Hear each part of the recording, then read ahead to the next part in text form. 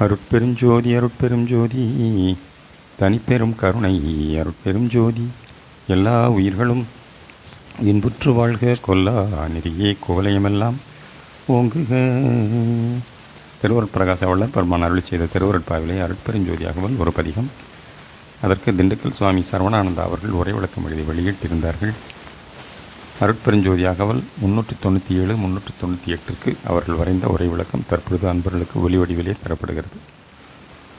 மண்ணொரு நிலைபல வகுத்ததிர் செயல்பல அண்ணுறவமைத்த அருட்பெருஞ்சோதி.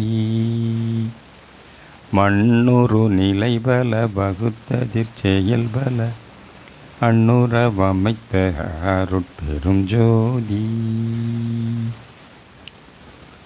மண்ணிலே எத்தனையோ நிலைகள், படிவங்கள், அமைப்புகள், தோற்றங்கள் இணைந்திருக்க காண்கின்றோம். நிலத்தை தோண்டி ஆழ்ந்து செல்ல செல்ல பலவாகிய தோற்றங்களும் அமைப்புகளும் படிவங்களும் நிலைகளும் அடங்கி கிடப்பதை காண்கின்றோம். இவையெல்லாம் எவ்வளவோ காலமாக ஏற்பட்ட இயற்கை தாக்குதல்களால், அழுத்தத்தால் உண்டான சூட்டால், சுழற்சி, ஈர்ப்பு ஆற்றல்களின் வேகத்தால் ஏற்பட்டுள்ளனவாம்.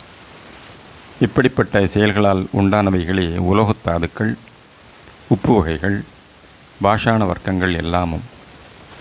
இவைகள் ஒவ்வொரு நிலையில் ஒவ்வொரு தோற்றத்தோடும் ஆற்றலோடும் வீரியத்தோடும் செயலோடும் விளங்குகின்றனவாம். இந்த செயல்கள் ஏற்படுவதால் நிலப்பரப்பின் மீது வளமும் விளைவிற் செழுமையும் பொருள்களில் தூய்மையும் ஆற்றலும் நன்கு விளங்கும். இவை கொண்டு மனிதன் தயாவொழுக்க வாழ்வு நடத்தி மேலான இன்ப நலம் காணலாகும். ஆனால் இன்றைய புலனிச்சை பெருக்கால் இயற்கை தரும் பொருள்களை வீணாக்காமலும் சிக்கனமாகவும் கொண்டு வாழ முடியாமல் மண் நிலைகளை பாழ்படுத்துகின்றான் மனிதன்.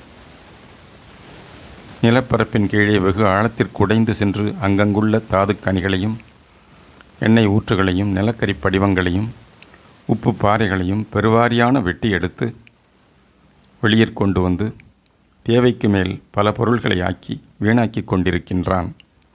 இதனால் மண் நிலைகளில் பலவாகிய மாற்றங்கள், அழுத்தக் குறைவால் உள்ளாற்றல் குறைவால் ஏற்பட்ட நிலநடுக்கங்களும் எரிமலைகளும் நில வெடிப்புகளும் சரிவுகளும் அதிகம் உண்டாகின்றன.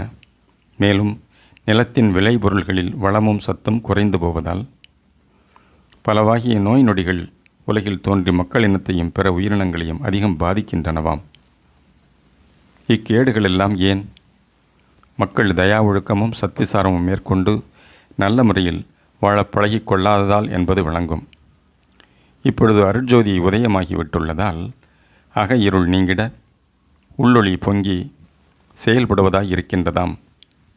ஆகையால் மண்ணின் இயல் நிலைகளையும் ஆற்றல்களையும் வீணாக்காமல், தேவைகளை மிக அதிகமாக வேண்டாமல், பெரும் பிரயத்தனமும் பொறிகளின் உதவியும் அதிகம் நாடாமல், உடல் உழைப்பால் உள்ளத்தில் அன்பொழி பெருக புறவாழ்வில் நல்லின்பம் தழைக்க வாழ்தல் திருவருட்சம்பதமாம். அருட்பெருஞ்சோதி அருட்பெருஞ்சோதி தனிப்பெரும் கருணை அருட்பெருஞ்சோதி தயவு.